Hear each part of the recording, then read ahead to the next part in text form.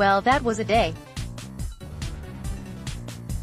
Just when it looked like things might go quietly into the new league year, we got a 6-hour stretch where D Ford being traded to the 49ers wouldn't even qualify as back-page news.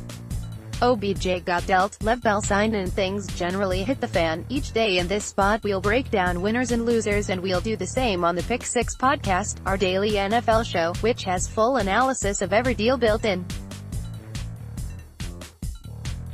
Make sure and subscribe to get it delivered to your inbox every single morning. It's late, early in the morning, so let's get to the people who won and lost on Tuesday. Winners: John Dorsey. Who else could top this column on the night where the Browns GM, a man who developed his own unique style of swag, managed to pull off a blockbuster deal to land Odell Beckham Jr. from the Giants. Trade Braids Fantasy Fallout Twitter reacts: the cost of the deal was relatively minimal too. Cleveland gave up just a first-round pick in 2019, no. 17, a third-round pick in 2019, no. 95, not even the Browns' early third-round pick, and safety Jabril Peppers.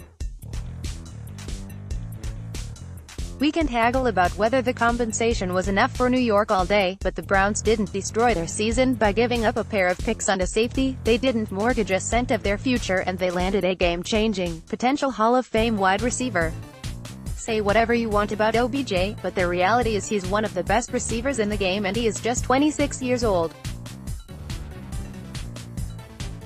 Cleveland's skill position guys surrounding Baker Mayfield, 23, include Nick Chubb, 23, Kareem Hunt, 23, Duke Johnson, 25, Odell Beckham, 26, Jarvis Landry, 26, Antonio Callaway, 22, and David Njoku, 22. The window is wide open for Cleveland to try and make noise in the AFC North and beyond. Buffalo Bills. Quietly, Buffalo is putting together a very nice offseason. It's impossible to just go out and make massive splashes when you're in a position like the Bills. Instead, they've done a very good job assembling some cheaper talent to put around Josh Allen. Notably, they scored deals with Cole Beasley, an excellent slot weapon to help ease the burden on Allen in terms of short yardage throws, and John Brown, who can take the top off any defense and pairs well with Allen's monster arm. Morse is expensive, but he's a young, 26 years old, center to grow with Allen and help protect the young quarterback up front. Tyler Kroft was also an overpriced tight end weapon, but he's young. He flashed for the Bengals, and, again, it can't be overstated how important it is for Allen to have some decent weapons. The Bills also added Kevin Johnson as a young, upside-filled cornerback, picked up John Feliciano and Ty Nzeka as potential starters, depth on the offensive line, and even managed to add Frank Gore.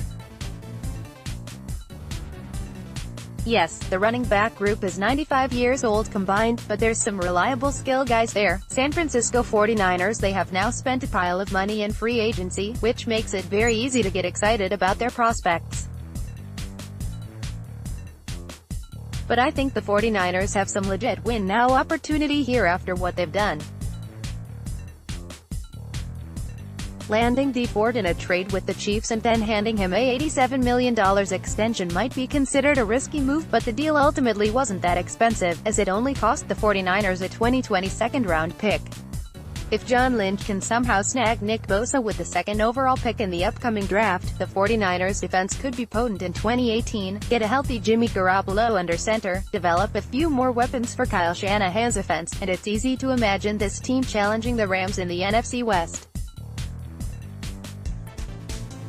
They might overpay every year for at least one free agent, but there's a little bit of mojo working here, and it does feel like the 49ers will fly under the radar this year, which is something they certainly did not do last offseason. Loser New York Giants. Is it too easy to sit here and rip the Giants for the Beckham deal? Yeah, it is. Because it's insane. They signed Beckham to the biggest wide receiver deal on the market last offseason after flirting with the idea of trading him for several months. The goal? To reboot around Eli Manning.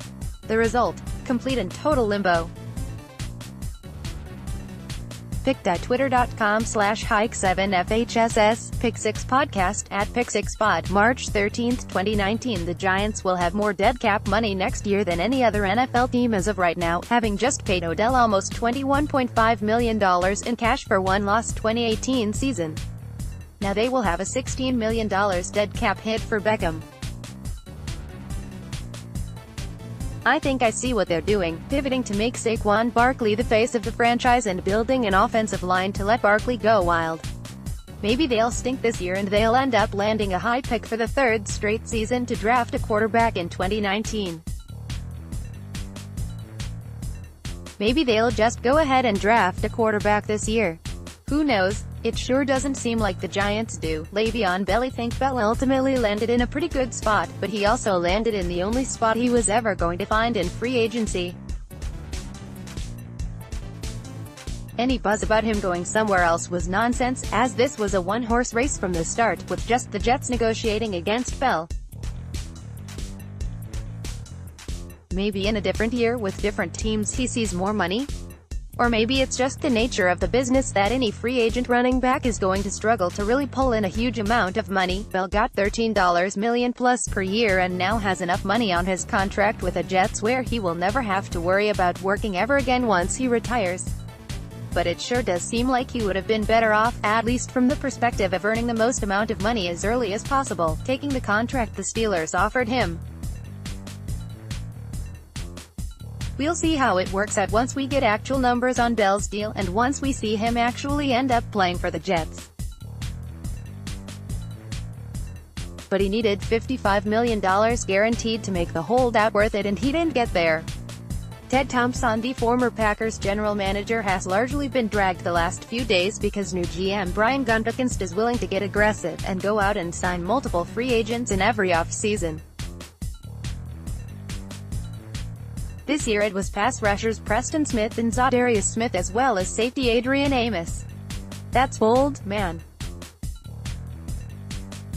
We never saw Thompson do that, and it's drawing rave reviews from Packers fans who have always wanted their team spend money aggressively in free agency. The Packers did this last year too, by the way, spending big on Jimmy Graham and Muhammad Wilkerson.